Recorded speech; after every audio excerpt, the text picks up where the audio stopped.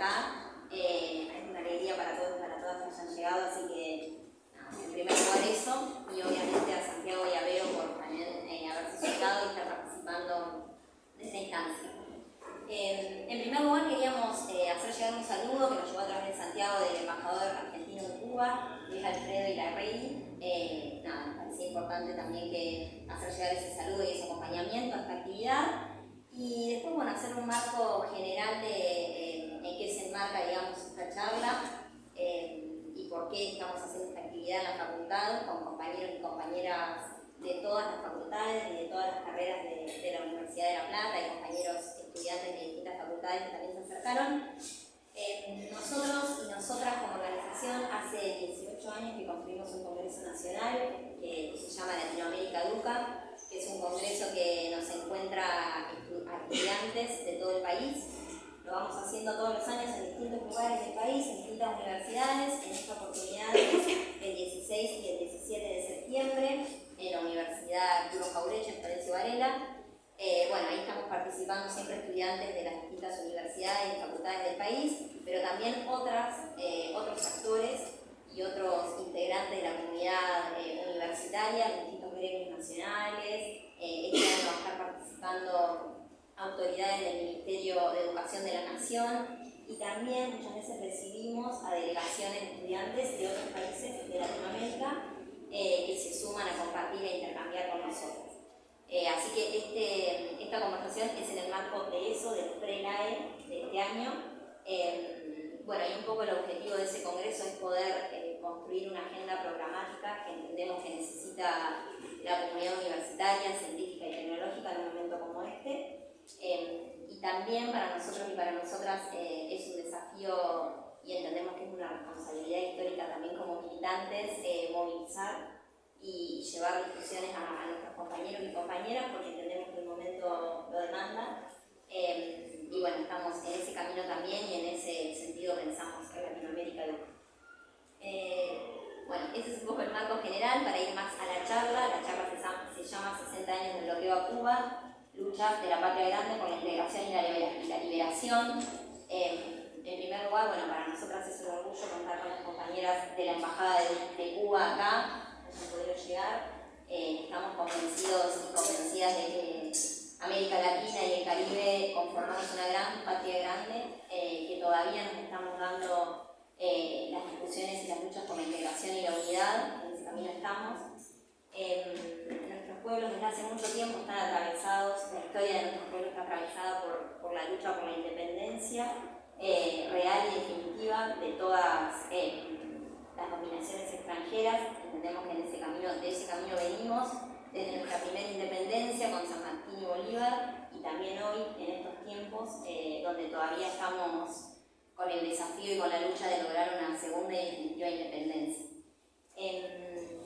Entendemos que en ese camino se han construido importantes y grandes movimientos nacionales y movimientos populares de los que formamos parte y a los que se nos ha intentado frenar o disciplinar de distintas maneras a lo largo de la historia, con golpes de Estado, con golpes económicos, financieros, mediáticos, judiciales, eso viene de nuestra historia y aún hoy lo seguimos atravesando. Hay ejemplos muy claros, el golpe a Evo, la persecución política y el lawfare a Lula y a Dilma y lo que estamos viviendo actualmente en nuestro país con nuestra vicepresidenta Cristina.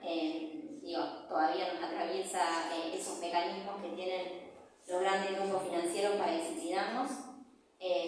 En ese sentido, para nosotras y para nosotros, la dignidad y la resistencia del pueblo cubano son un ejemplo y un faro, porque están desde hace 60 años y hasta hoy resistiendo a un bloqueo imperialista. Así que siempre las leemos y estudiamos su lucha y su historia, así que es para nosotros un honor tenerlas personalmente acá y supongo que estaremos todos y todas ansiosas por escucharlas, así que no voy a decir mucho más. Lo voy a ir presentando a medida que van a ir hablando. Primero le vamos a pasar la palabra a Verónica Forsyth, que es doctora en comunicación, docente e investigadora de nuestra universidad, de la Universidad de La Plata, y del Centro de Investigación en Política y Economía, el CIEP.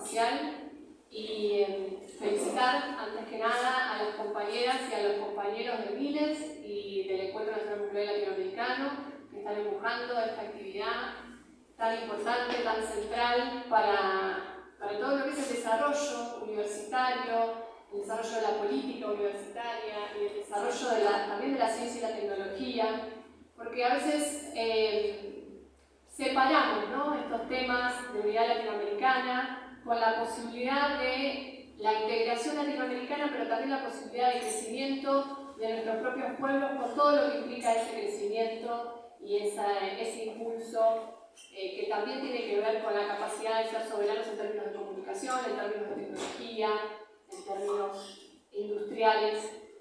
Así que bueno, felicitarlos, felicitar que sigan sosteniendo estas temáticas, que sigan proponiendo estos temas tan importantes y bueno, esperamos estar en el Congreso Latinoamérica Educa, ahí estaremos en los distintos foros, paneles que se van a organizar y seguramente vamos a poder intercambiar con toda la comunidad universitaria a nivel del país. Bueno, yo quería hacer un marco, un contexto, la verdad que específicamente del bloqueo de Cuba y de la situación política de Cuba. Me parece que están las compañeras, que la verdad que es un orgullo tenerlas acá y poder compartir este panel. Y me parecía también central enmarcar un poco la situación latinoamericana en la coyuntura política actual. También incluso para construir esta mística y esta esperanza y esta épica que necesitamos a nivel latinoamericano, ¿no? Porque sin duda el mundo está en crisis, la propuesta civilizatoria angloamericana está en crisis y está en decadencia, no tiene nada nuevo que ofrecernos a nuestros pueblos. Y si nosotros no dimensionamos esta gran situación geopolítica que hoy nos ordena, podemos creer que hoy no tenemos más salida que la del sometimiento, la resistencia, y estamos muy lejos de esa situación, por suerte.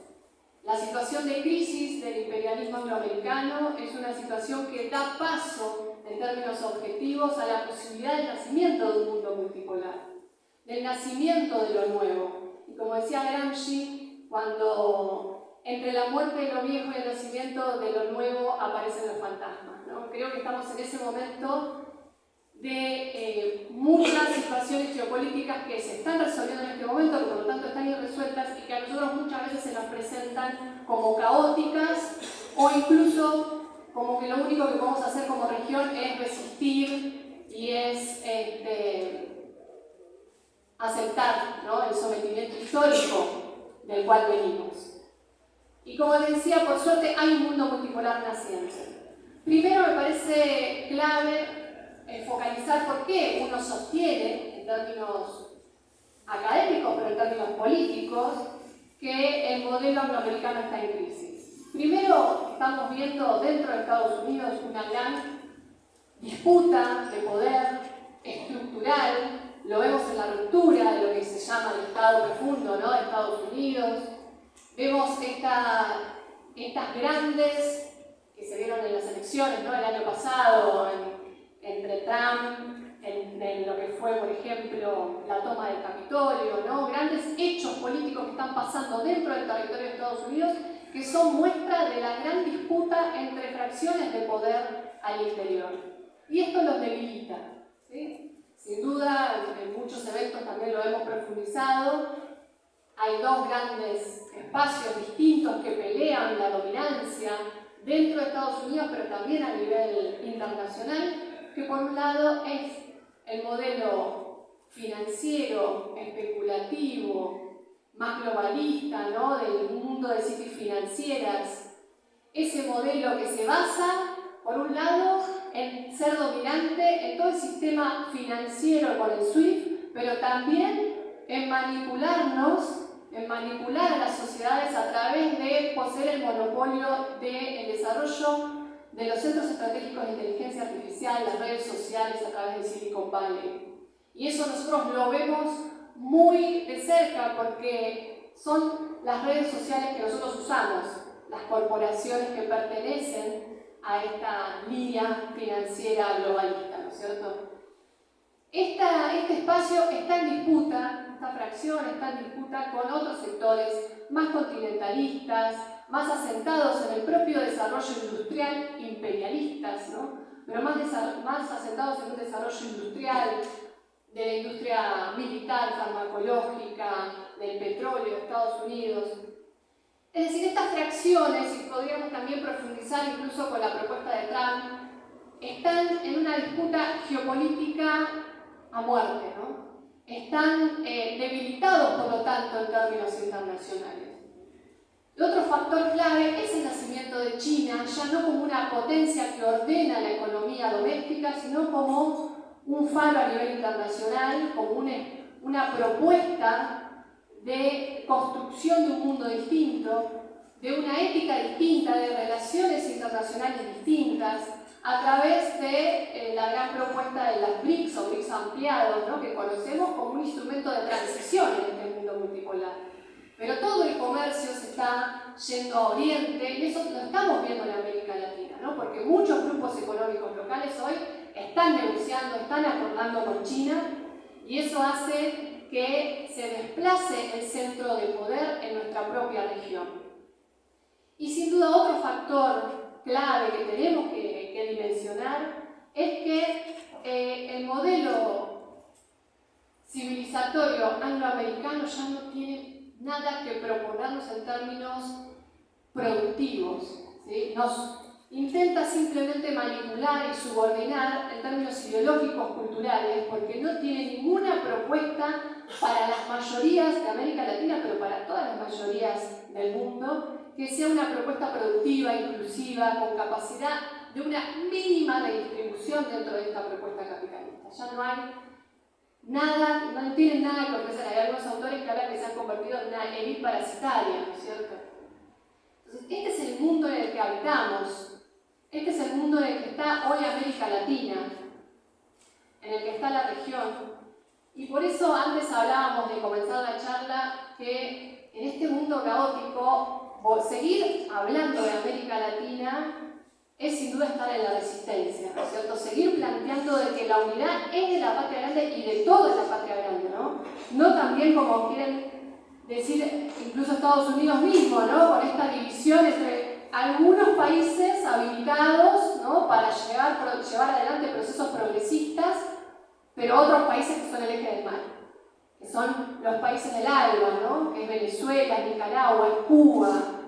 Esa división la hacen porque saben que cuando nosotros nos dividimos, por supuesto que perdemos potencia, perdemos fuerza, y por eso hay que seguir planteando que la unidad estratégica es la unidad de toda la patria grande.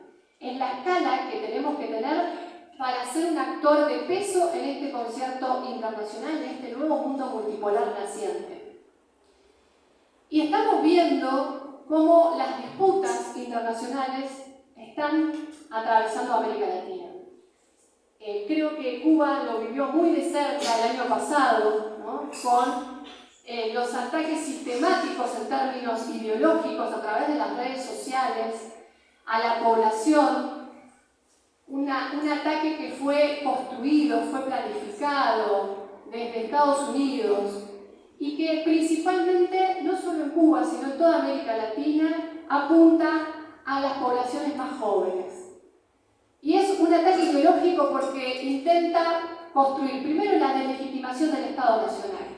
Los Estados nacionales no tienen la capacidad para ordenar, son corruptos, hay que ir en contra del Estado como el organizador de la economía, de la política, ¿no? En las redes sociales se difunde masivamente y se viraliza este tipo de información, sobre todo cuando existen estas campañas dirigidas.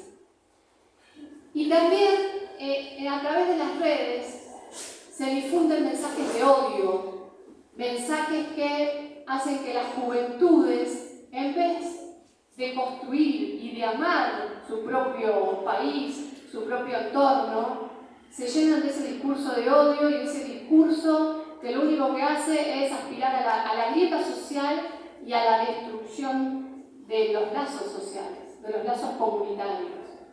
Las redes sociales se cargan de eso y de vuelta, no es casualidad. No es que hay un grupo de odiadores que difunden desde sus propias redes estos sentimientos, sino que están planificados y construidos desde estas corporaciones de Silicon Valley.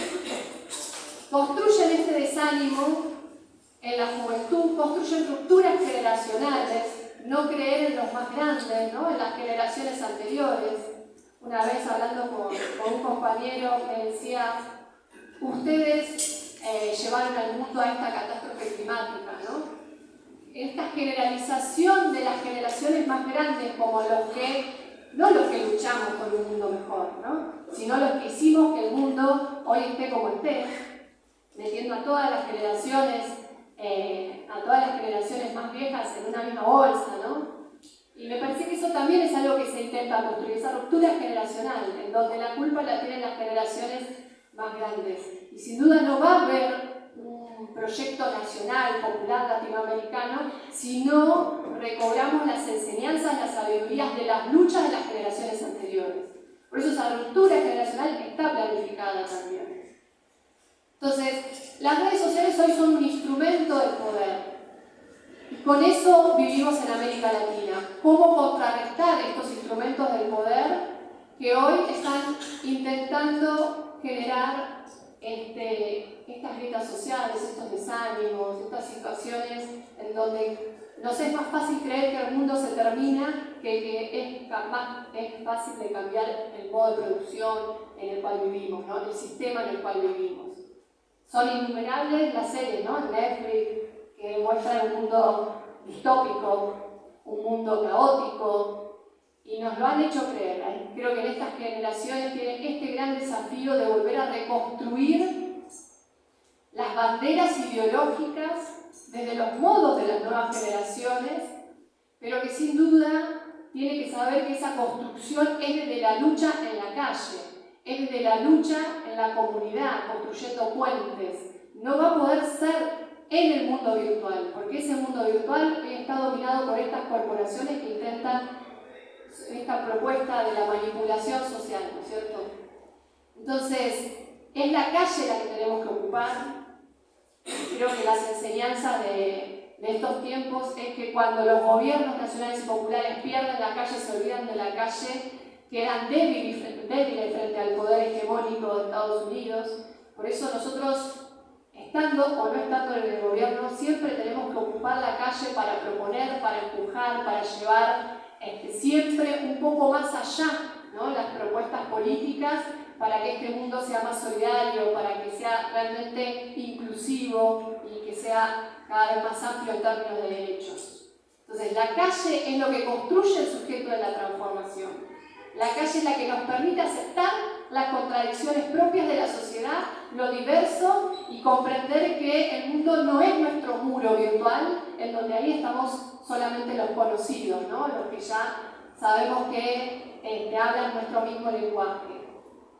Salir de las redes implica aceptar la diferencia, aceptar la contradicción, pero también con la responsabilidad política de construir una síntesis social con ese diferente, porque todos queremos este bienestar social que nos une, ¿no? Todos queremos esta patria grande y este proyecto y modelo nacional.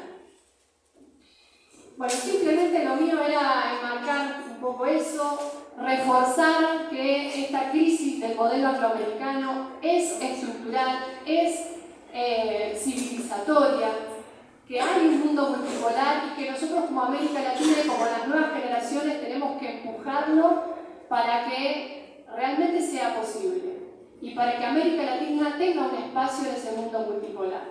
Y eso implica esta lucha, construcción, organización, como dice Dilera, ¿no? Siempre, aunque haya caídas, siempre volver a pararnos y seguir para adelante y pensar cómo diseñar nuevas estrategias, diseñar nuevas formas para convocar al que hoy no está siendo convocado a esta construcción de patria grande.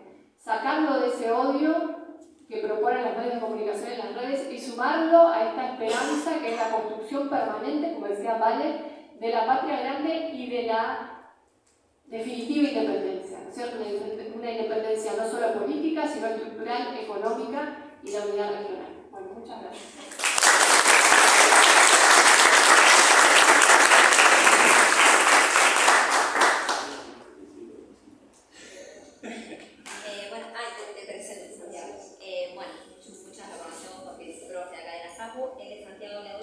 docente e investigador en nuestra universidad y en la red de pensamiento latinoamericano en ciencia, tecnología y sociedad.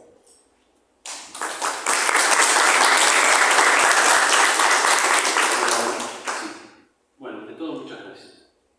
No solo quiero agradecer, que es lo habitual en cualquier charla de estas características, sino además reconocer la importancia de esto.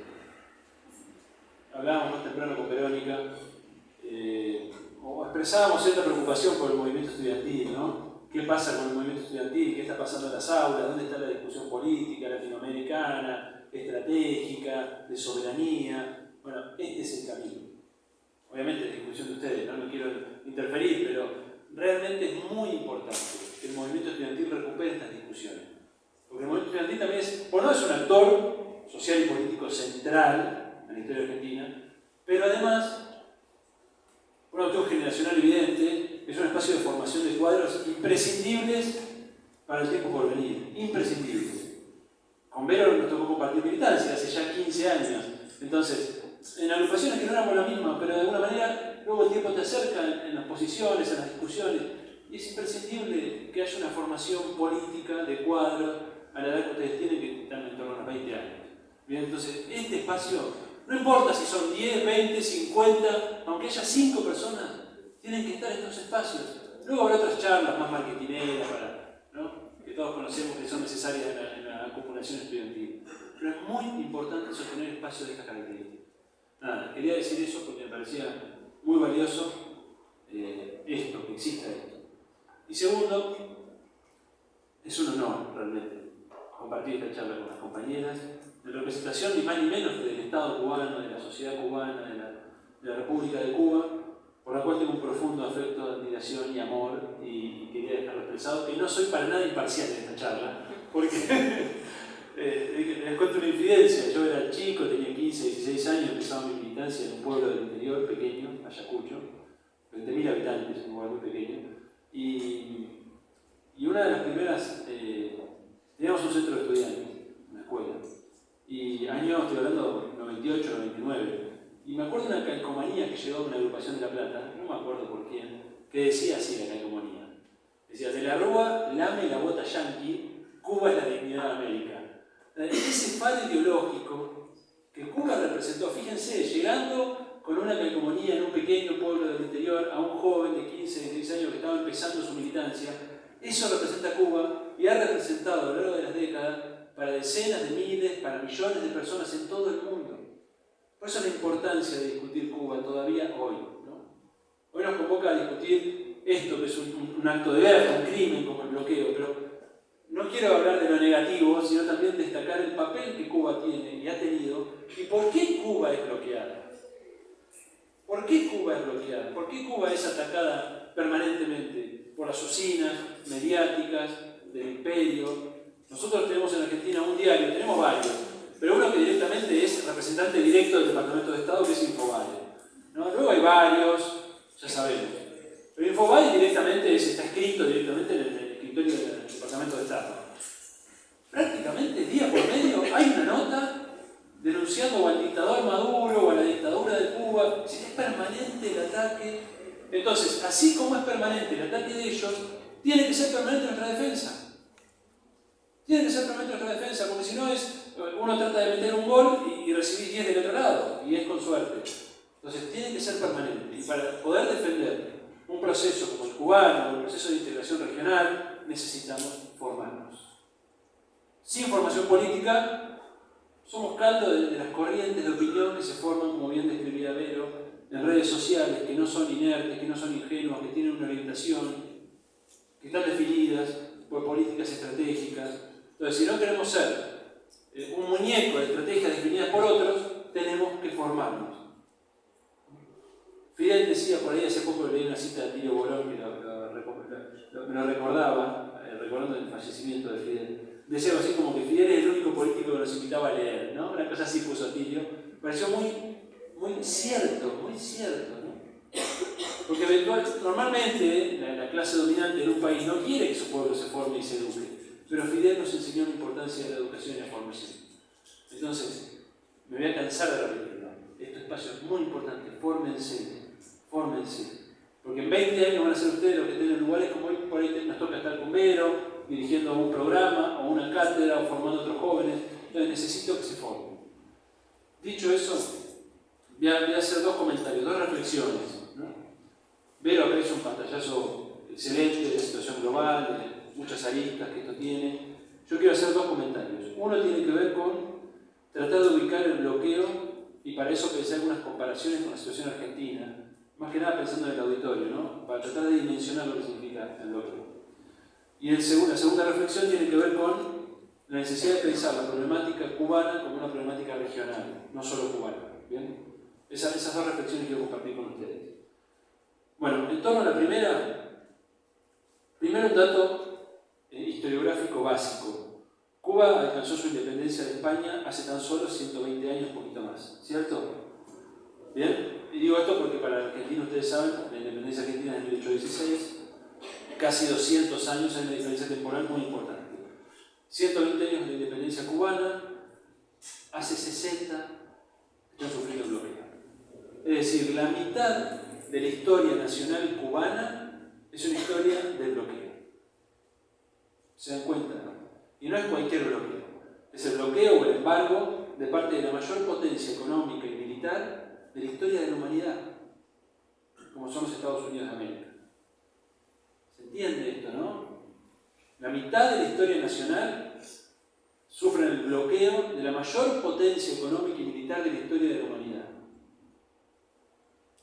¿Bien? Son datos contundentes. Para un país que, para que ustedes tengan una dimensión, tiene 11 millones de habitantes, Argentina tiene más o menos 4 o 5 veces más, para que se ubiquen más o menos, está ubicado a solo 150 kilómetros de Estados Unidos, que en distancia es más o menos la distancia que van a recorrer las compañeras hoy, yendo de Capital Federal a La Plata ida y vuelta.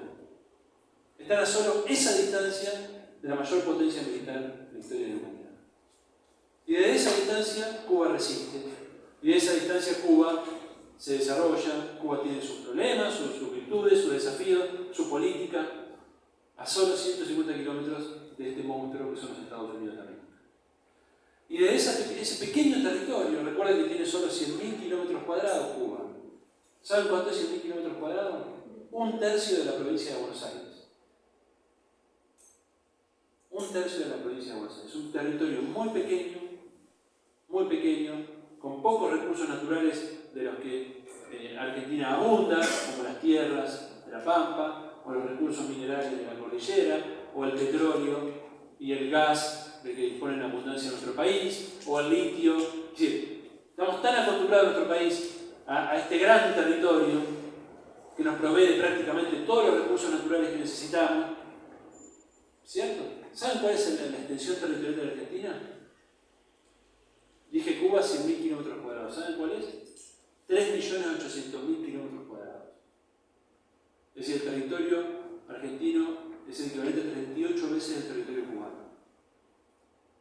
¿Bien? Y de ese pequeño territorio, de esa población de 11 millones de habitantes, Cuba resiste.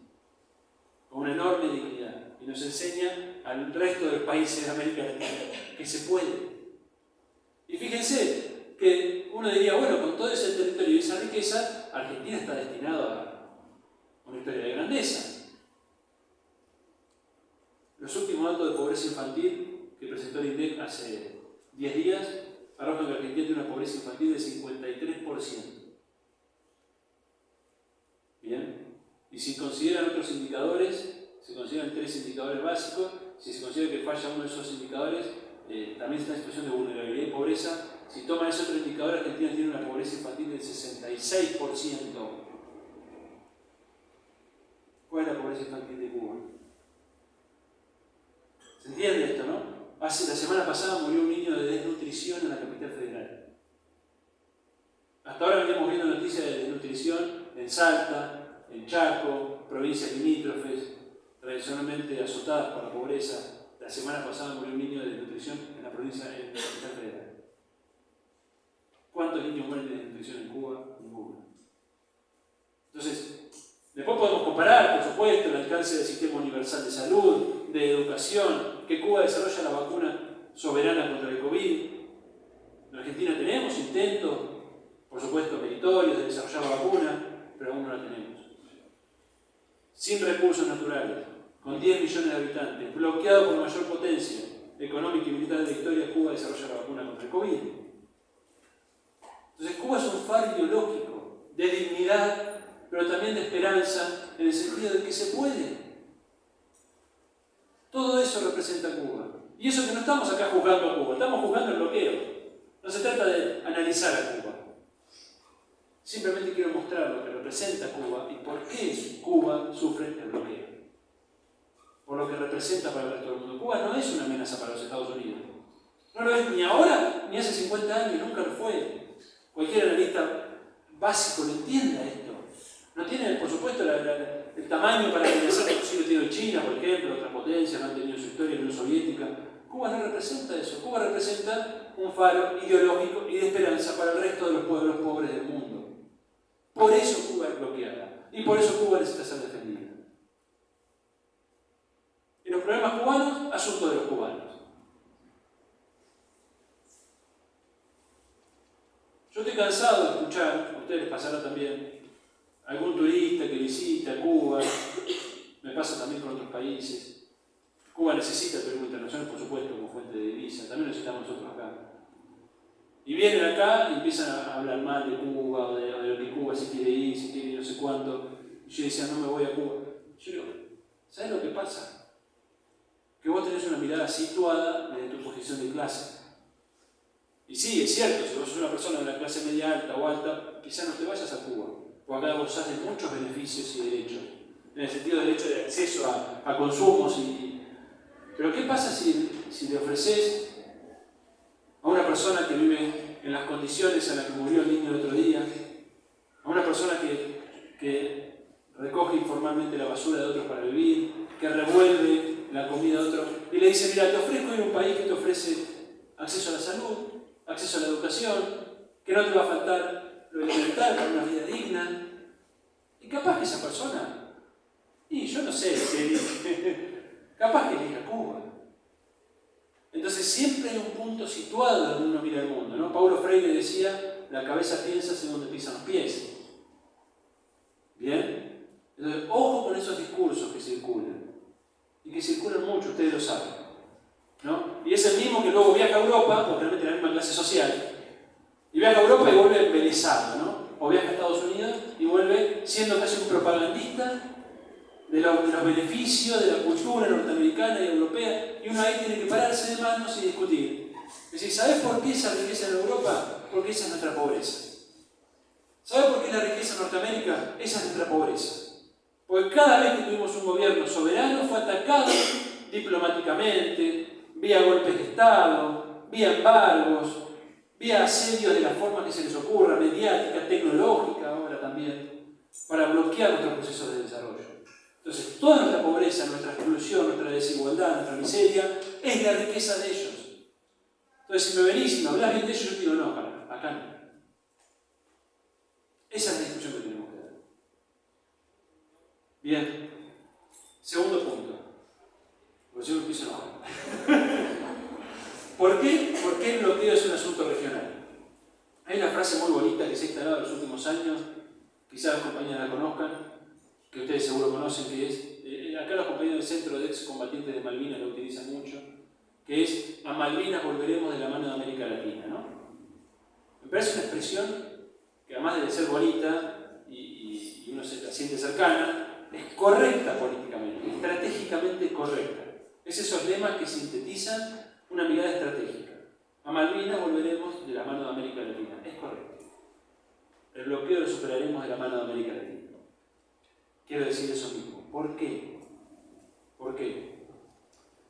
Por supuesto el bloqueo, esto los compañeros seguramente lo comentan, hoy ya el bloqueo está condenado por la enorme, prácticamente la totalidad de los países del mundo, en las Naciones Unidas. Es decir, ya esto no tiene ninguna legitimidad. No me refiero específicamente a eso, ¿no? Sino que es la integración regional latinoamericana la única llave de paso que tenemos para superar nuestra situación de dependencia y subdesarrollo, y en el caso cubano de superar la situación de fragilidad en que les coloca el bloqueo. Es la única. Que no nos vendan espejitos de colores con discursos que los organismos internacionales promueven y que muchas veces nuestros propios compañeros en cargos del Estado reproducen. Por ejemplo, todo este innovacionismo un poco tecnocrático, o en su momento las teorías del capital humano, o en su momento las teorías de la modernización, o del desarrollismo. ¿Qué nos dicen estas teorías? Que todas más o menos dicen lo mismo. ¿Qué nos dicen? Esfuércense, que con su esfuerzo van a salir adelante. Que es el nuevo discurso que baja el capitalista al pobre, ¿no? ¿Y qué? La contracara a esto, ¿cuál es? Y ¿sabes qué? Tu miseria es culpa tuya, no te esforzaste suficiente. Estos discursos hay que desnudarlos. Tienen mucha vigencia. Incluso propios compañeros reproducen esto, muchas veces sin saberlo, desde los cargos del Estado y de gestión pública. Hay que desnudarlo, porque el punto es que esto esconde la dimensión geopolítica que muy bien describió Vero. Esto esconde la dimensión geoestratégica de la integración regional. Nosotros no tenemos escala, nuestros países no tienen escala, no tienen capacidad científico-tecnológica para insertarse aislados en el mundo actual. No la tenemos. Esto ya lo decía Perón cuando planteaba el Estado continental y el ABC, ¿no? La integración Argentina-Brasil-Chile, año 53. Y ya lo decía aquel gran geopolítico que fue Héctor Ferrer, el uruguayo, cuando planteaba el Estado continental.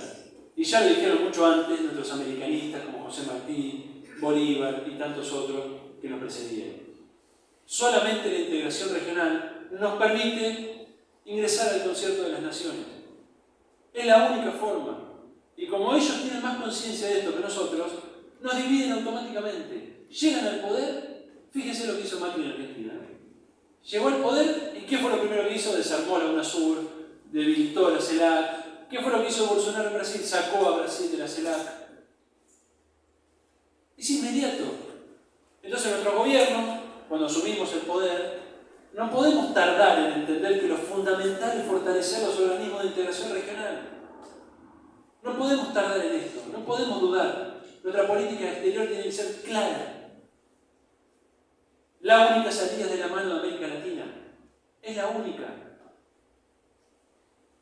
No podemos perder ni 1, ni 2, ni 3 años en esto, porque los gobiernos duran 4.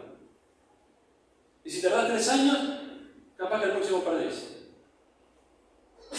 Fíjense el cuadro de situación en que estamos, ¿no? Nuevos gobiernos que están asumiendo, con un cambio de color, no sabemos en algunos casos color hacia dónde, pero bueno, hay esperanza en Petro, hay esperanza en Xiomara Castro en Honduras, hay esperanza en Lula con un posible retorno en Brasil, ¿no? Ocurrió lo de Boric y la constituyente, no sabemos muy bien cómo termina eso, pero ahí está. Hugo Castillo, también no sabemos muy bien dónde termina, pero está. No es el neoliberalismo, lo mismo que Boric no es el neoliberalismo. Hay que traccionarlos. Hay que construir un vector de fuerza que los traccione, como en su momento ocurrió con Chávez, con Fidel, con Evo, con Lula. No se necesita estar todos los países alineados, pero si uno tiene un vector de fuerza, puede conducir a la región. Y ahora aparece esta situación en Argentina, ¿no? La debilidad de un gobierno que tiene a su vicepresidenta hackeada por un poder judicial, que además acaba de afectar a la hermana República de Venezuela con todo ese affair del avión venezolano-iraní, un escándalo desde el punto de vista de la soberanía, un escándalo que no estamos haciéndonos cargo, como militantes del Frente de Todos, no estamos haciéndonos cargo del escándalo, que es tener ese avión ahí paralizado a un país como Venezuela, que ya viene muy golpeado en su infraestructura, en su capacidad también de transporte y demás. Es gravísimo lo que ocurre con el avión y no nos estamos haciendo cargo para nada. Para nada. Y digo, fíjense lo que pasa ahora en esta situación, donde además el gobierno se nos termina el año que viene, no sabemos qué va a pasar después, y es el año en que puede llegar a asumir o cambiar el color político en Brasil, ¿no? Y estos desacoples regionales son muy complicados para una política de integración. Por eso, y con esto cierro, tenemos que empezar a pensar la integración regional más allá de los gobiernos. Por supuesto, los gobiernos son fundamentales, por supuesto. Acceder al poder, yo no estoy diciendo una cosa autonomista, anti-Estado, para nada. El Estado es la clave, ya lo dijo acá la compañera. Hay que disputar el Estado, por supuesto. Bien. Pero el Estado no es solo el Ejecutivo. Nosotros acá también somos Estado. Estamos en una universidad pública. Bien, muchos compañeros de acá somos parte de gestiones o tenemos alguna llegada a las gestiones de nuestras universidades. La semana pasada me llegó un boletín de Relaciones Internacionales de esta universidad. Relaciones Internacionales, boletín con cooperaciones, becas para viajar al extranjero, con nuestros investigadores, nuestros estudiantes. ¿Cuántas convocatorias había para ir a integrarnos con América Latina? 0. Todas en Europa y Estados Unidos. Entonces no es cuestión de estar esperando a que llegue el presidente que nos reintegre en el circuito latinoamericano y estamos ahí expectantes. Nosotros somos también el Estado. Entonces peleemos también en nuestro ámbito de incidencia, en la facultad, en el movimiento estudiantil, en la política científico-tecnológica, en las políticas sociales, a todo nivel, la integración regional a todo nivel. Es integración o muerte. No nos queda otra en este momento, en serio lo digo. Hoy la competencia geopolítica y tecnoeconómica es tan feroz en el mundo, es tan feroz, que la multipolaridad es una oportunidad, pero también es una amenaza. Si no nos insertamos con inteligencia estratégica, con soberanía, en este momento, la carrera tecnológica nos va a dejar allá al fondo. Y la única posibilidad que tenemos de integrarnos en esta carrera, en esta puja geopolítica y tecnoeconómica que hay en el mundo, la única forma es uniendo nuestras debilidades para construir una fortaleza. Bolivia solo no puede, Paraguay solo no puede, Colombia solo no puede, Argentina tampoco, ni siquiera Brasil puede. La brecha tecnológica es fenomenal. Entonces la integración regional es un asunto de vida o muerte. Ustedes lo tienen impreso en su nombre, de la agrupación, la corriente que representan. Sepan que ese es el camino, la integración regional. En la diferencia, en la diversidad. No vamos a pensar todos igual, ojalá que sí, pero no podemos. No va a ocurrir hoy una oleada revolucionaria como en algún momento soñamos. Eso no va a ocurrir. Pero incluso en el mejor momento de la integración regional, en torno al 2005, el post-Noa Lalca, ¿no? En ese periodo, no todos los países de la región eran anti-neoliberales. Para nada. Y sin embargo se los conducía con decisión, con liderazgos fuertes, con política exterior clara. Uno puede plantear una política que termine integrando en los hechos la región. Pero necesitamos integración en ciencia y tecnología, como decíamos con los compañeros hace un ratito, integración en materia educativa, integrar nuestras universidades donde se forman los cuadros dirigentes del resto de las esferas de la sociedad. Porque tenemos una responsabilidad. Bueno, muchas gracias.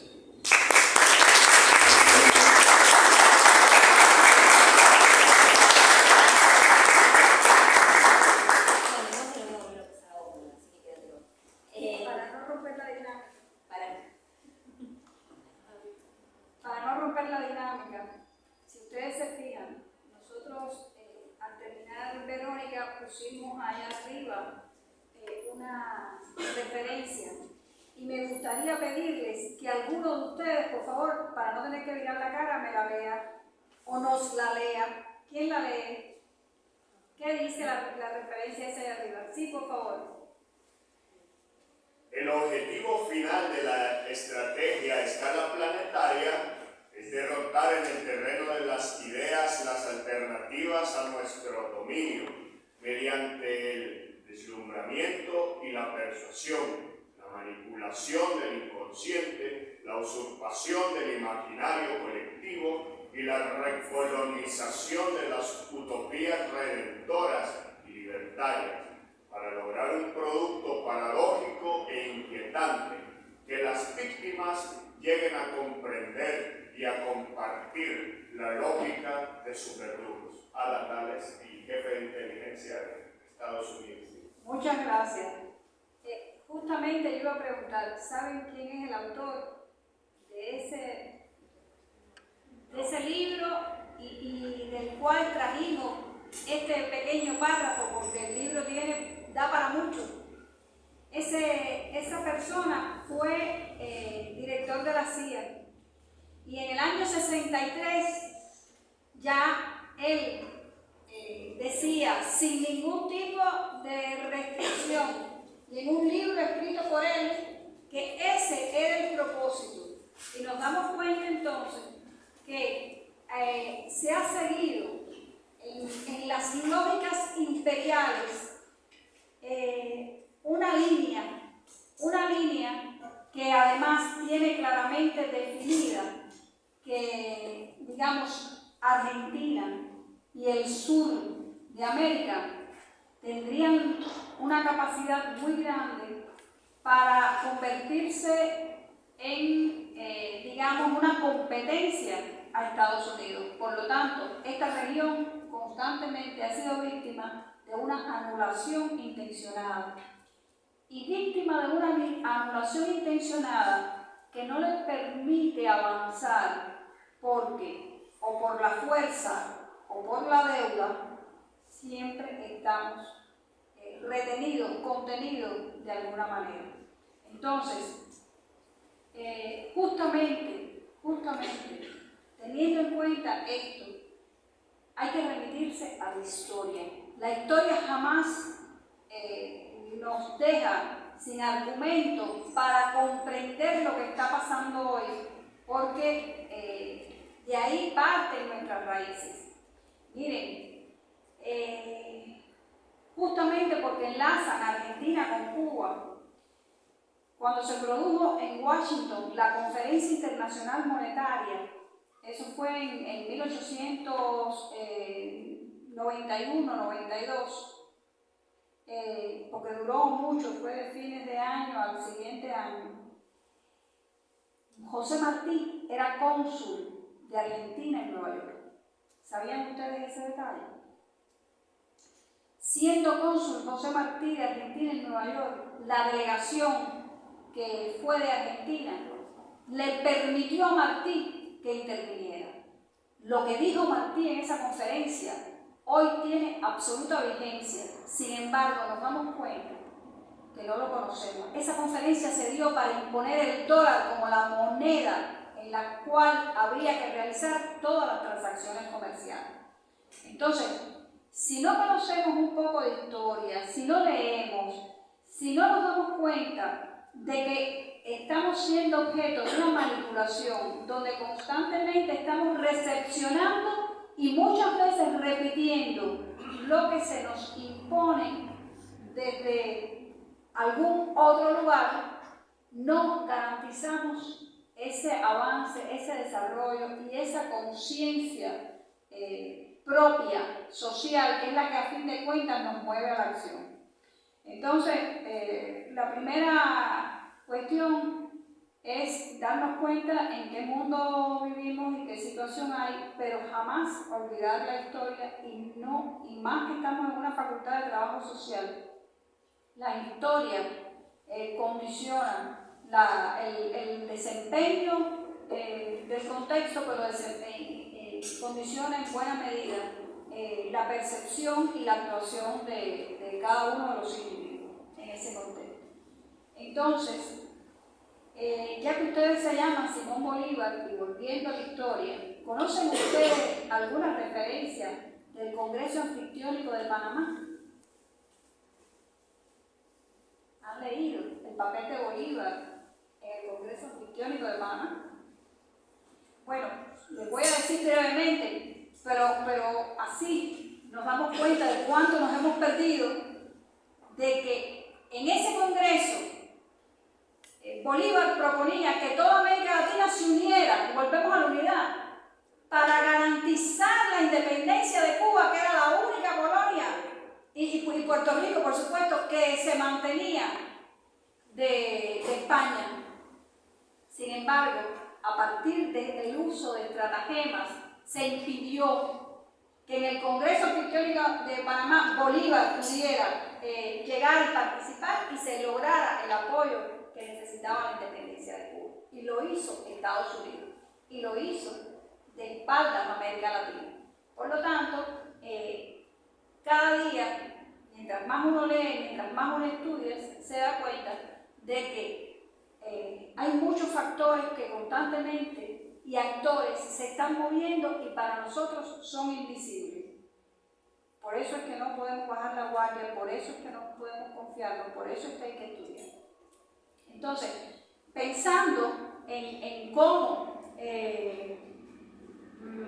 trabajar en esta conferencia, porque a nosotros nos encanta, si nos dejan no terminamos en muchas horas, a pesar de que nos disculpamos por toda la travesía que hicimos tan compleja, y los saludamos y les agradecemos y les transmitimos un saludo a nuestros compañeros y también del embajador, que estaba muy feliz de saber que veníamos para acá. Pensábamos que es importante conversar en base a 3 preguntas. 3 preguntas siempre. Bueno, ¿y cuál es el verdadero interés de Estados Unidos con Cuba o en Cuba? ¿Y por qué el bloqueo es bloqueo y no embargo? Porque en esa nos enredamos constantemente. Incluso sí. ¿Y por qué hay que rechazar el bloqueo? Quizás si nosotros logramos esas 3 interrogantes, tener una respuesta hoy, ya vamos ganando, ¿les parece?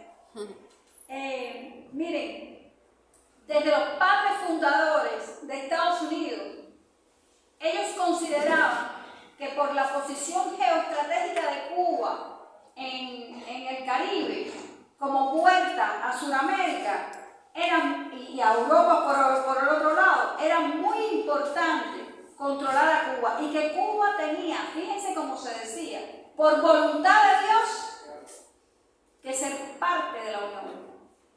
Entonces, desde ahí parte ese interés y se reitera en correspondencias, en artículos, en disposiciones ya de la clase política de aquel país.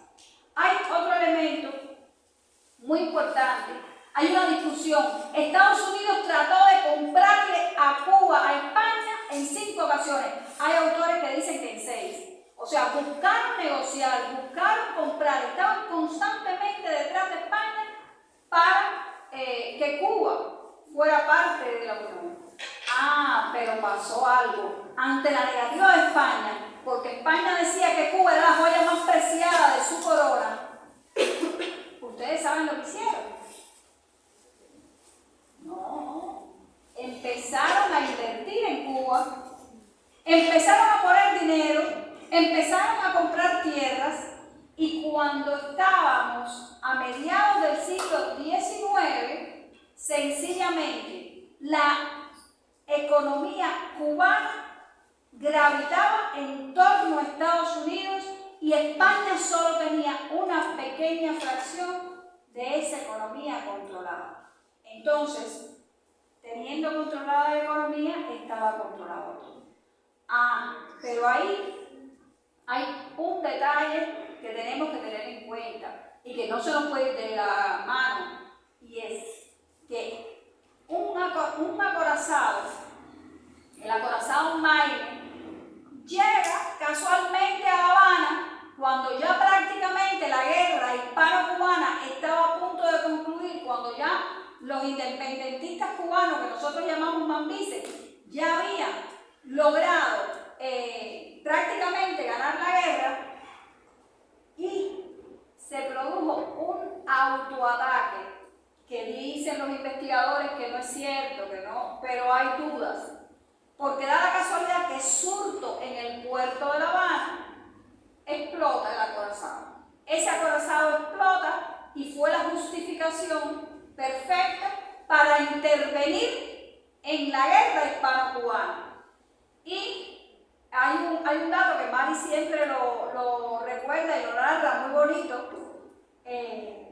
Había un ilustrador, porque antes ustedes saben que no eran fotógrafos, eran ilustradores. Había un ilustrador de Estados Unidos en Cuba, que tenía el encargo de transmitir en imágenes lo que pasaba en La Habana. Pero en La Habana no pasaba nada. Y el ilustrador le escribe al jefe de redacción: ¿puedo regresar? Es que aquí no pasa nada. Y aunque ustedes no saben cuál fue la respuesta del jefe de redacción, manda ilustraciones que la guerra la ponemos nosotros aquí. ¿Qué estaba diciendo? Ellos iban a construir la fake news que hoy conocemos tanto allá, después que el ilustrador mandara. Les venía bien cualquier imagen, lo que tenían que tener era imagen de que algo estaba pasando. ¿Se dan cuenta? Entonces, es que históricamente se han utilizado las mismas prácticas, las mismas estratagemas y las mismas maneras de manipular el imaginario, la conciencia y las actitudes a partir de este tipo de noticias. ¿Qué pasa? Justamente los españoles son derrotados, pero ellos se atribuyen el triunfo. Al atribuirse el triunfo, sencillamente ellos son quienes deciden lo que ocurre en Cuba.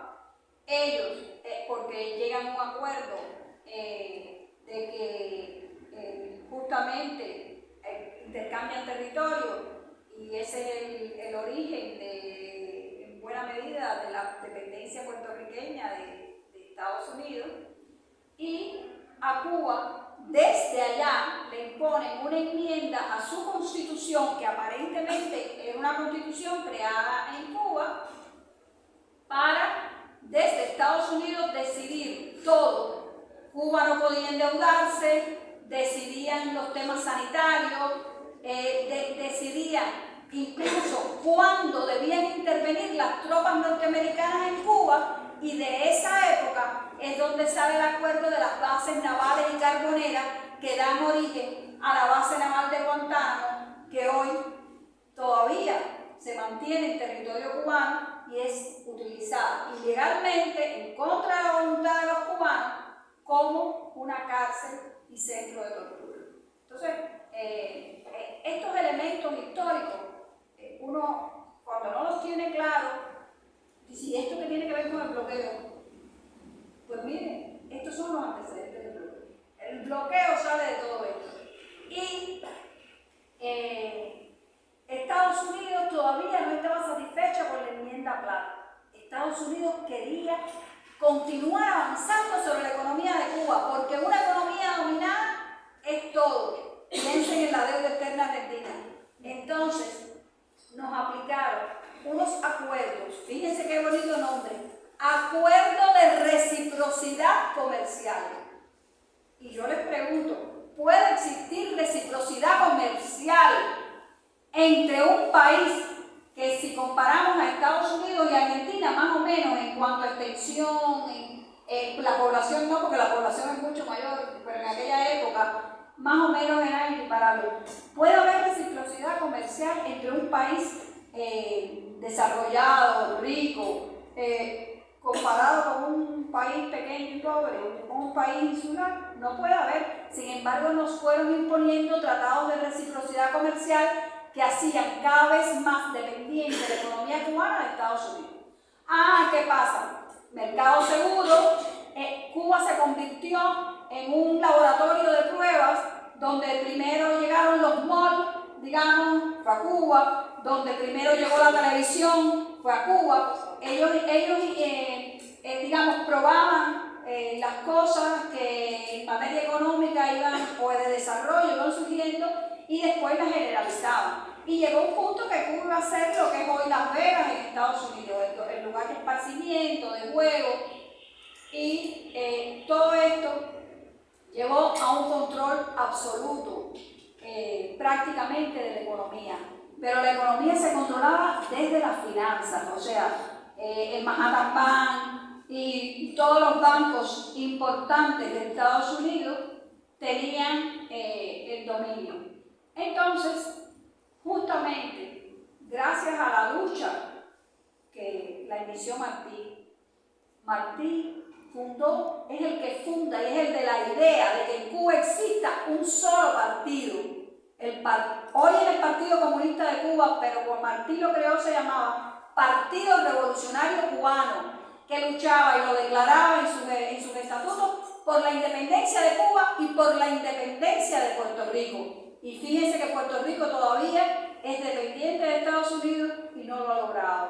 Entonces, la labor de Martí no está conclusa, no está concluida, no se ha podido concluir, pero llama la atención, ya que hablé del Partido Comunista de Cuba y de un solo partido. Nosotros tenemos un solo partido, pero la principal duda que las personas les surgen, les aparece constantemente y nos lo preguntan mucho aquí, es que nuestro partido no es electoral. Esa es la diferencia de otros partidos. Nuestro partido no es quien nomina a las personas para que sean elegidos. Entonces, ahí es la diferencia y por eso podemos darnos el lujo de tener un solo partido.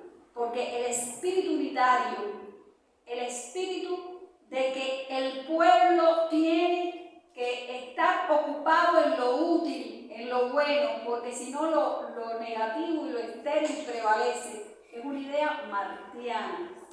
Y si nos leemos Nuestra América y Madre América, son dos ensayos de Martí que nos explican muy bien el camino y nos explican muy bien cómo es que se construye la cultura cubana. Pero bueno, todos sabemos que justamente en el centenario de José Martí, los jóvenes asaltan el cuartel Mancaba. Fidel y un grupo de jóvenes. Y a partir de ahí, que no me voy a detener en todo ese proceso, triunfa la revolución contra un ejército muy superior. Pero Estados Unidos, en los últimos tiempos de la dictadura de Batista, se dio cuenta que ya también estaban embarcados y empezó a restarle apoyos a Batista. Y cuando triunfa la revolución realmente fue una cosa épica, una cosa que rompió con todos los cánones. Y de inmediato, gracias a la inteligencia de Fidel, a su capacidad estratégica, a la capacidad de unir en lo diverso, se comienza necesariamente un proceso de transformaciones en Cuba. Y cuando comienza ese proceso de transformaciones en Cuba y ellos se dan cuenta que el gobierno no es un gobierno típico de entreguista, comienzan a aplicar cada vez más medidas. Y esas medidas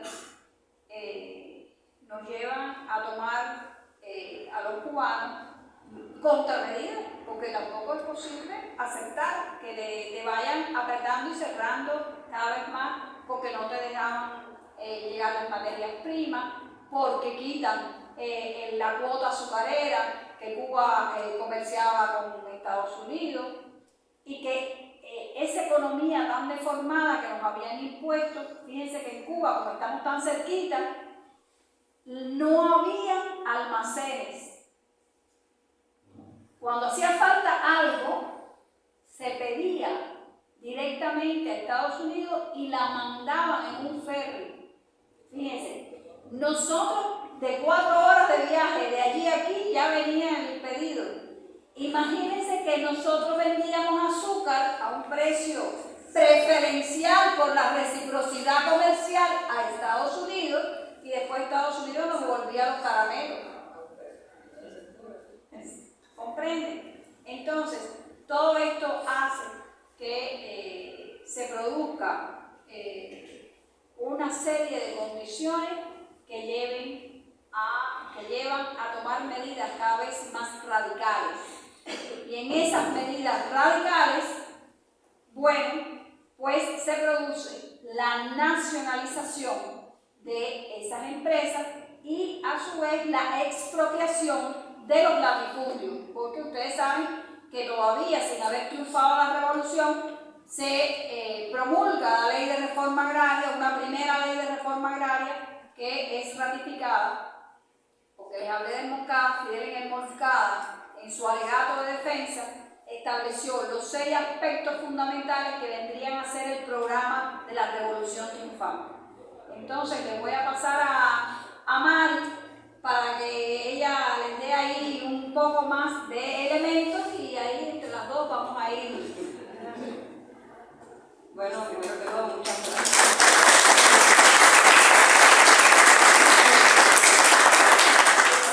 No nos hablamos, pero no he terminado. Nada, primero que todo, muchas gracias por esperarnos, ¿no? Sabemos la hora, trataremos de ser lo más breve posible y lo más ameno para que no el hambre, el cansancio. Pero nada, como decía Marta, el gobierno de Estados Unidos intentó desde el principio de la revolución destruirla, ¿no? Que era su principal objetivo cuando vieron que no era un gobierno que no respondía a sus intereses. Hay una anécdota de cuando Fidel para a Estados Unidos, a 6 meses que triunfa la revolución, y en ese momento era Nixon, ¿no? El que Nixon, el que era vicepresidente. Era Nixon, era vicepresidente, por supuesto, Eisenhower no lo quiso recibir, y entonces Nixon tiene un encuentro con Fidel, y en media hora fue un encuentro bastante hostil, no fue ni bien recibido el comandante, y hay un memorando que se clasificó donde él reporta a Eisenhower cómo fue el encuentro, y fueron 3 líneas diciendo, este es un comunista.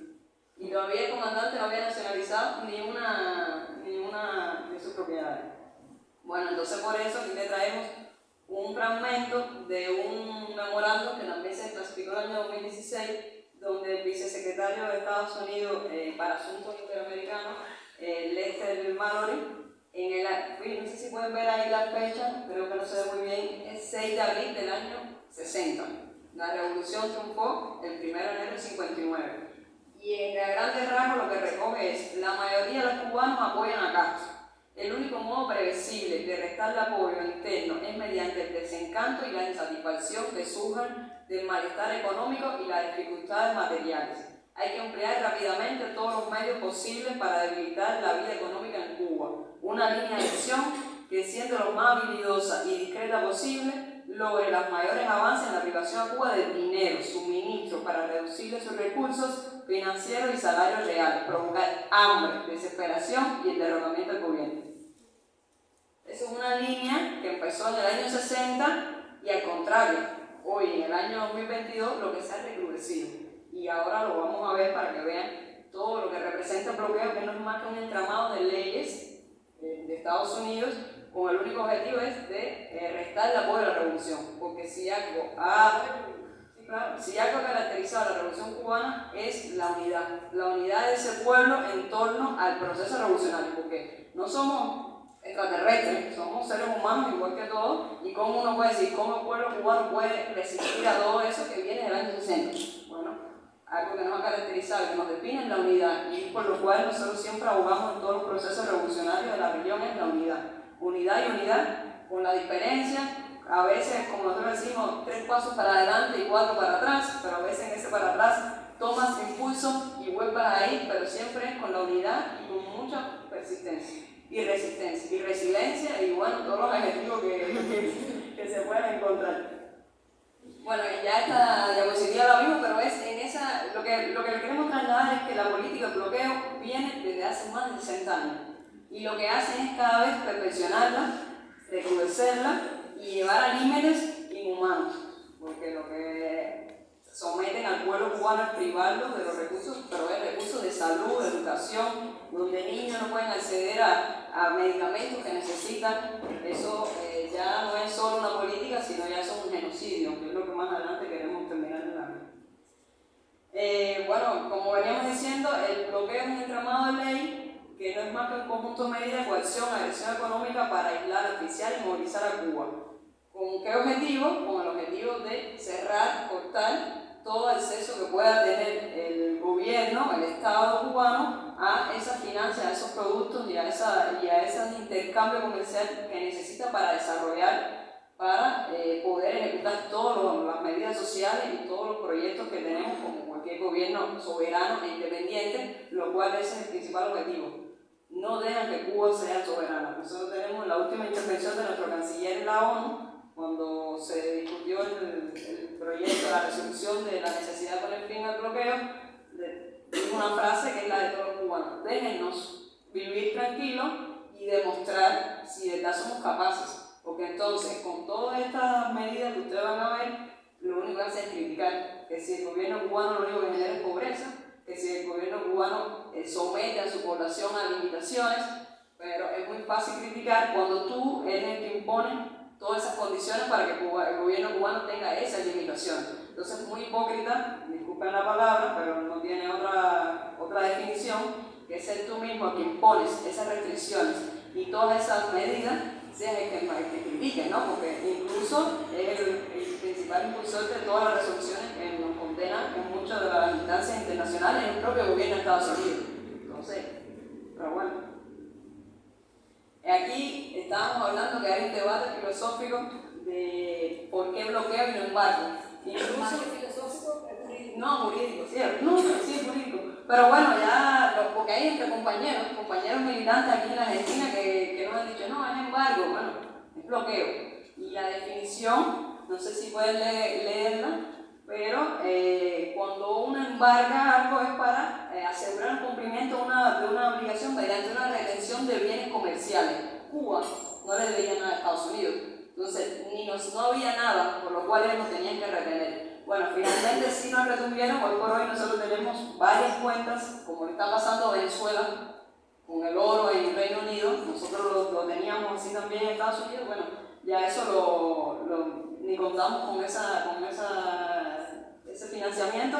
Al contrario, el gobierno de Estados Unidos unilateralmente ha decidido, por algunas demandas de conflictos que han habido o reclamaciones que han habido en Estados Unidos, utilizar ese dinero del gobierno cubano para pagarle a ciudadanos cubanos, en algunos casos, por reclamaciones del proceso de nacionalización que se hizo sobre o bajo el amparo del derecho internacional. Y entonces, como pueden ver aquí, Cuba no es una amenaza para Estados Unidos, no ha realizado ninguna acción ni ningún delito para que Estados Unidos unilateralmente nos embarque, más allá del hecho de haber tomado nuestro destino por nuestras propias manos y ser un país soberano.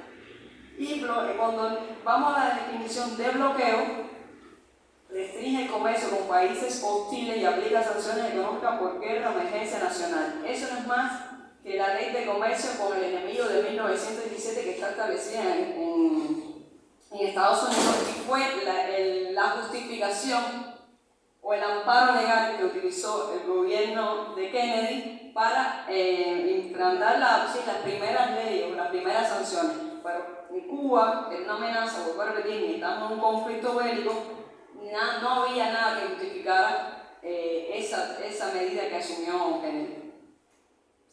Bueno, aquí tenemos una definición, no sé si lo pueden leer, del comandante, de lo que él definió muy bien y lo que nosotros también muchas veces defendemos, de que el bloqueo contra Cuba, más que un entramado de leyes, es una guerra económica, por todas las dimensiones, porque incluso tiene medidas políticas, porque si vemos la lista en la cual nosotros estamos incluidos, que es la lista, nosotros es una lista espuria, que es la de patrocinadores del terrorismo, es una ley o es una lista que hace unilateralmente Estados Unidos, donde nos incluye a nosotros como supuestos sponsors o patrocinadores del terrorismo, pero es una lista política, pero a la vez tiene las consecuencias de que no hay una transacción financiera que haga el gobierno cubano que no sea controlada o en muchas ocasiones rechazada por los bancos internacionales, porque ningún banco internacional quiere hacer transacción de un país que patrocina el terrorismo.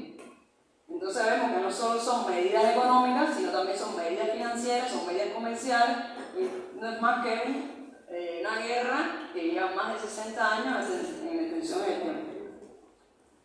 Mire, esto que está explicando Mari, quería ponérselo de otra forma.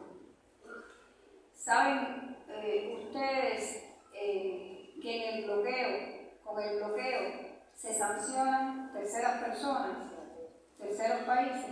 ¿Saben ustedes que con el bloqueo Cuba no puede realizar ninguna transacción comercial en dólares? ¿Saben ustedes que ningún producto que tenga un 10% de componentes norteamericanos no se le puede vender a Cuba, aunque lo produzcan subsidiarias de terceros países? ¿Saben ustedes que una embarcación, un buque, que toque puerto cubano en 6 meses no puede entrar a ningún puerto de Estados Unidos? ¿Saben ustedes que un avión que transporte mercancía cubana no puede sobrevolar los Estados Unidos? ¿Saben ustedes que los habitantes o los ciudadanos norteamericanos no pueden hacer turismo en Cuba? ¿Saben ustedes que una empresa que tenga negocios con Cuba no puede hacer negocio en Estados Unidos? e incluso los que tienen negocios con Cuba a veces sancionan adicionalmente a sus dueños o a sus representantes. Podría mencionarles así una larga lista, pero incluso, por ejemplo, en cualquier mes uno revisa y se aplican 10, 11 medidas contra bancos, contra empresas, y en determinado momento que se le vende a Cuba por una subsidiaria, como se hizo aquí en Argentina en los años 73, 74, después del restablecimiento de relaciones, bueno, pues se tomó una ley que impide que las subsidiarias lo hagan. Entonces, realmente, solo lo económico, lo comercial y lo financiero es muy denso. Implica un gasto adicional, no solamente de recursos financieros ya limitados de por sí, sino una restricción muy grande por el flete, el seguro, para transportar productos de tan larga distancia, porque toda empresa considera que cuando vende a Cuba es una operación de riesgo y entonces le aumenta el precio, porque además los bancos se niegan para hacer las transacciones por temor a ser multados. Cualquier banco multado por Estados Unidos, las multas, yo no traje los datos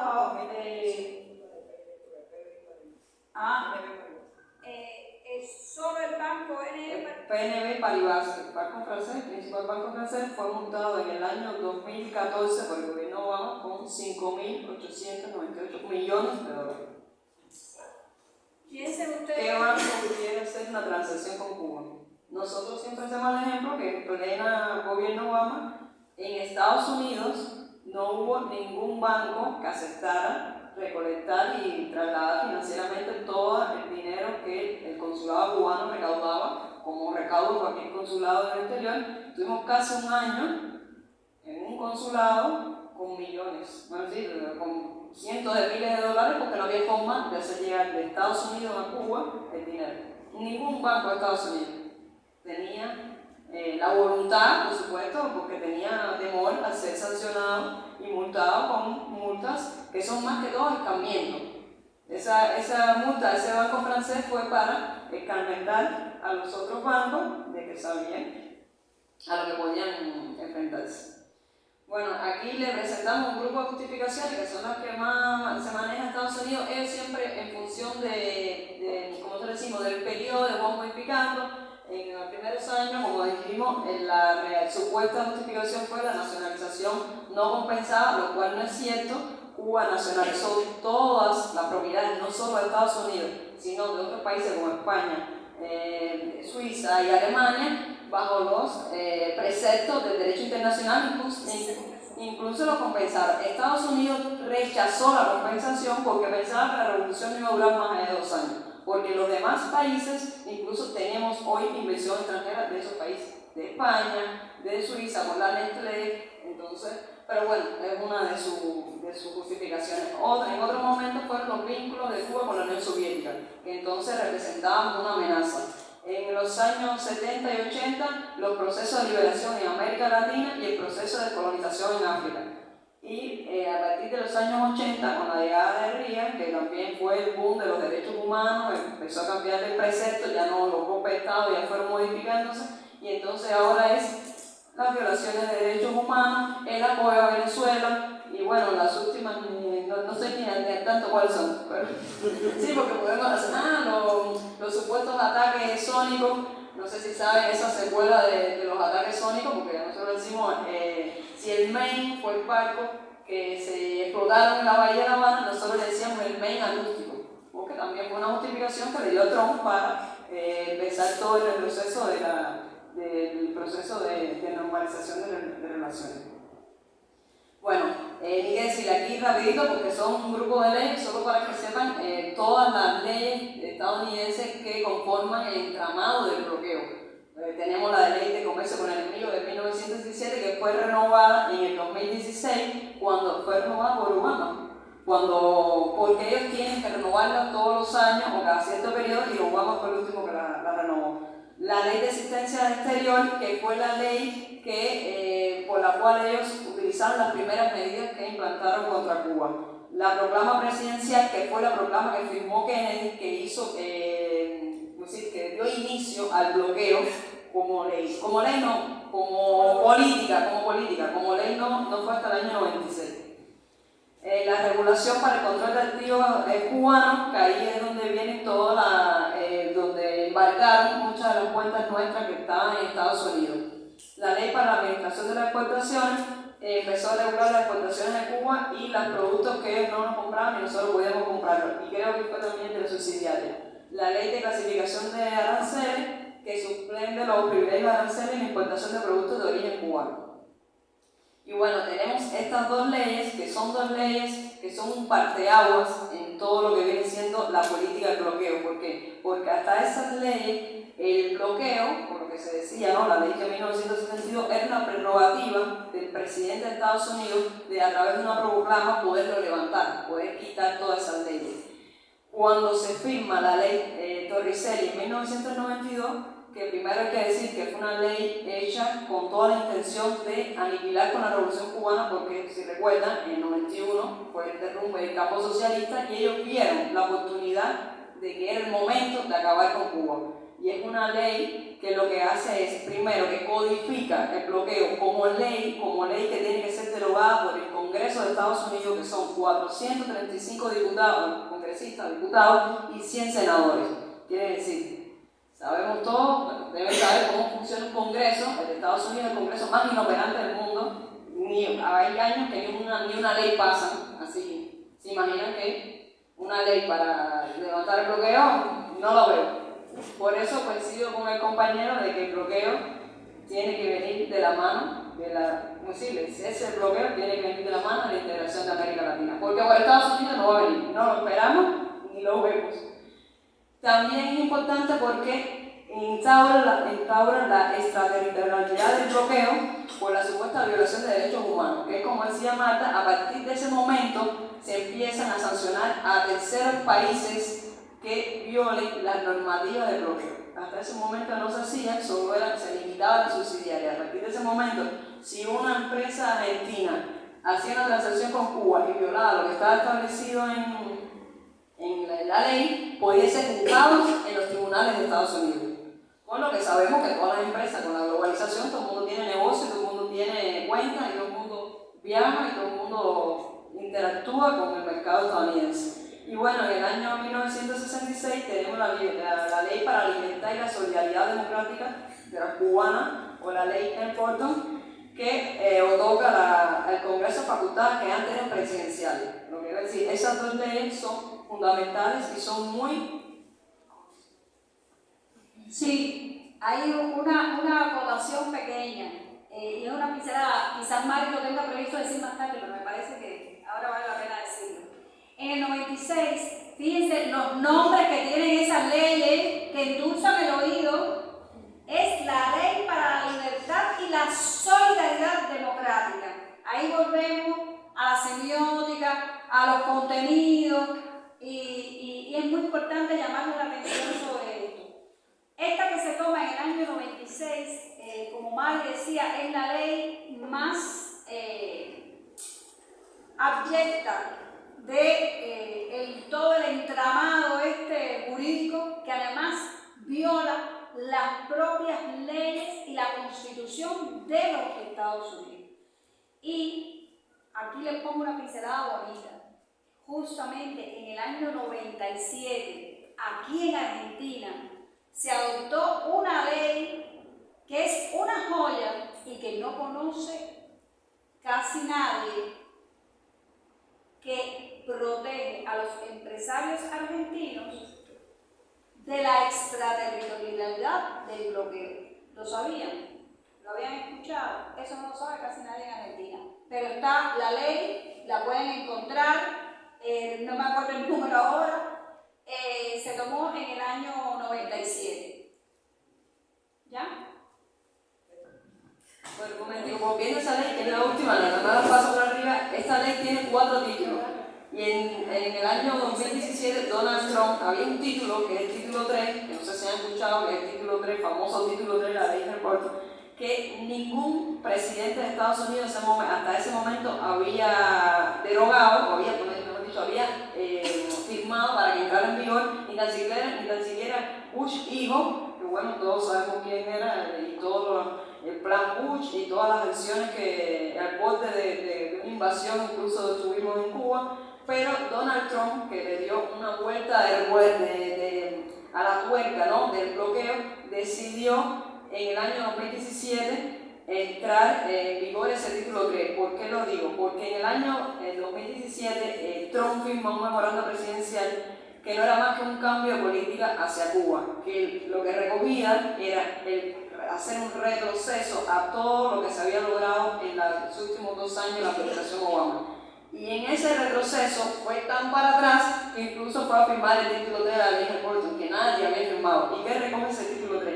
Que cualquier persona que en Estados Unidos vaya a un tribunal y asuma de que sus propiedades en Cuba fueron expropiadas ilegalmente, hoy en día puede ser sancionado en un tribunal estadounidense la empresa extranjera que esté utilizando esa propiedad. Pero es un término tan engorroso porque ellos dicen tráfico de propiedad, y un tráfico de propiedad para los Estados Unidos es como que venga una empresa, por ejemplo el Aeropuerto Internacional José Martí fue restaurada por una empresa francesa, y esa empresa lo que hizo fue pintar la fachada del aeropuerto. Por eso cae dentro de la nomenclatura del tráfico de propiedades. Y esa empresa, que lo único que hizo fue, como Cuba la contrató para que pintara, puede ser juzgada en el Tribunal de Estados Unidos. El kit de ese título no es más que mandarle un mensaje a todos los posibles inversionistas internacionales, extranjeros que quieran invertir en Cuba. ¿Qué empresa extranjera va a querer invertir en Cuba si sabe que cualquier persona en un tribunal en Estados Unidos, fundamentalmente en Miami, lo puede llevar a un juicio, con todo lo que sabemos que conlleva un juicio, y más en un tribunal en Estados Unidos? Y entonces, incluso firmó el título 4, que el título 4 también es un título donde recoge que los familiares de esas personas, es decir, de los dueños de esas empresas, también pueden ser sancionados por la ley de Estados Unidos, incluso se le prohíbe la entrada a Estados Unidos. Ahí tenemos una pequeña demostración de lo que fue el gobierno de Donald Trump, donde aplicó 242 medidas adicionales a las que ya estaban, 62 de ellas en el contexto de la COVID-19.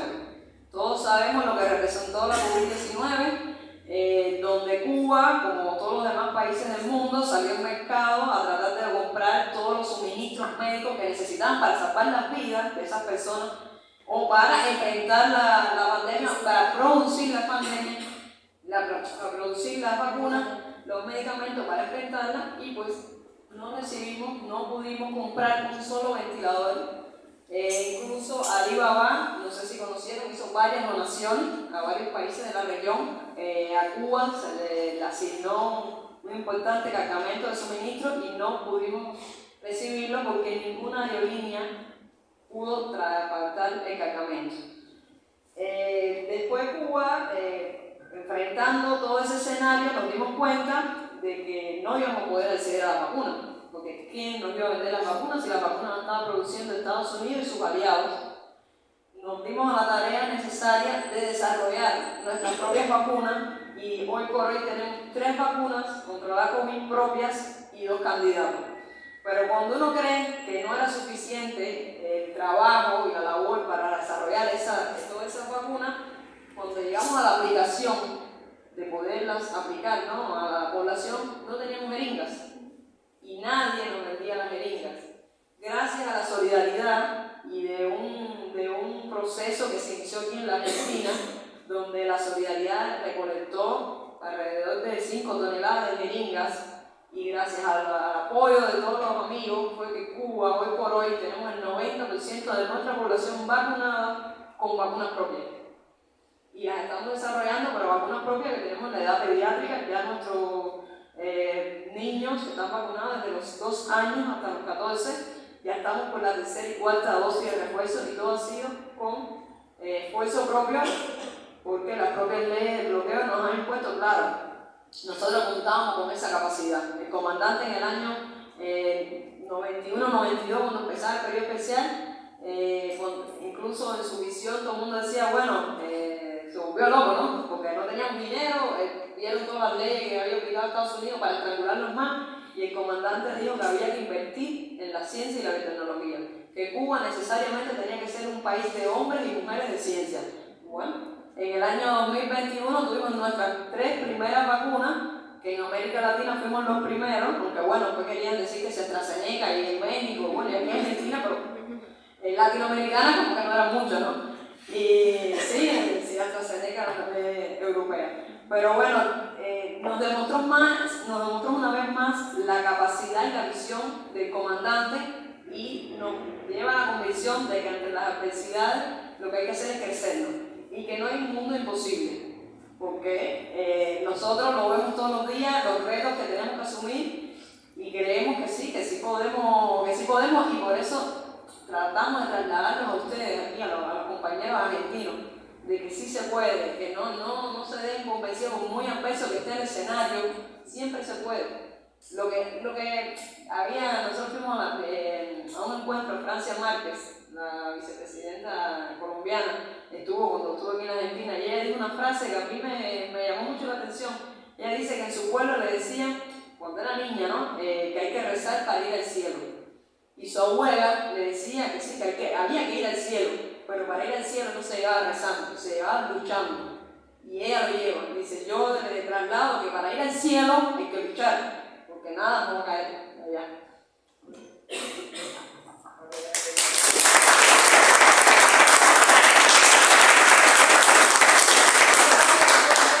Aquí pueden ver lo que ocasiona el daño que está calculado. Lo que son 5 minutos de bloqueo para Cuba equivalen a los materiales para construir 2 viviendas. Pero 2 horas de bloqueo equivalen a todas las máquinas braille que necesitan los ciegos de Cuba, que las pudieran tener si no lo tuvieran. 3 semanas de bloqueo equivalen a los materiales para terminar la autopista nacional de Cuba. 5 horas a los dializadores anuales necesarios para todos los pacientes de Cuba. Hoy por hoy nosotros estamos enfrentando una carencia de esos equipos, que gracias a los amigos, hay un proyecto que se llama Puentes de Amor, que se originó en el propio Estados Unidos, que ha recolectado varios y nos ha llevado a Cuba como una donación para los niños, porque al final los niños nuestros son los que más sufren, porque al final una persona adulta, bueno, ya tiene su vida transcurrida, ¿no? Se puede decir, pero un niño que está empezando y que no pueda, teniendo la voluntad del gobierno, ¿no? Y teniendo las instituciones, teniendo los médicos, pero que no tengamos los recursos, es lo que a veces más a uno le llega, ¿no? De todo lo que representa el bloqueo, y por lo cual nosotros decimos que es un genocidio, porque al final están privando a seres humanos de su salud, de su derecho a vivir. Y como decía Marta, lo más hipócrita es que todas las leyes de ellos dicen es solidaridad con el pueblo cubano. Si fuera solidaridad, no ayudar. Y rápido aquí, todos los años, como él comentaba, nosotros presentamos una resolución en las Naciones Unidas que se llama Necesidad de poner fin al bloqueo económico, comercial y financiero impuesto por los Estados Unidos de América contra Cuba. Se vota desde el año 1992, desde el primer momento siempre Cuba ha tenido mayoría absoluta, y esta fue la última votación del año pasado, donde fueron 184 países a favor, 2 en contra, que fue Estados Unidos y Israel, y bueno, 3 abstenciones, que lamentablemente 2 son de aquí de América Latina, que fue Colombia. Todos sabemos el gobierno de Iván Duque, su ideología, Bolsonaro, Brasil, y bueno, Ucrania, que ya veníamos con algunos problemas.